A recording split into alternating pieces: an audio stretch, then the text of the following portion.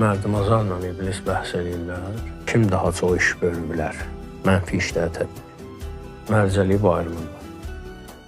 Mərdimazar gedir cəmaatın içərisinə, iki kəndin arasına, ondan ona danışır. Deyir, ulan ki, sən üçün belə dedi, bu belə dedi, bu belə dedi.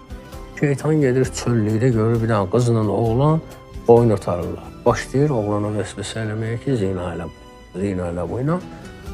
Üstdən biraz keçir, hələ şeytan bu işlə məşğul olanda şeytanın çiynindən biri belə vurur. Sonra görür həmən Mərdimazardır. Deyir, neyinə dönür? Deyir, yavaş-yavaş əmələ gəlir, darıxma. Bir dənə Xuran daraba baxır, görür ki, iki dənə kəndin arasından od alov qalxır, müharibə eləyirlər bunlar. Kənd-kəndən qırır bir-birini. Şeytan deyir, əyb yox, deyəm. Deyir, ne deyən, gör, mən nə eləmişəm? Deyir, mən bunu belə eləməsəm, sən o belə eləyə bilməzsən.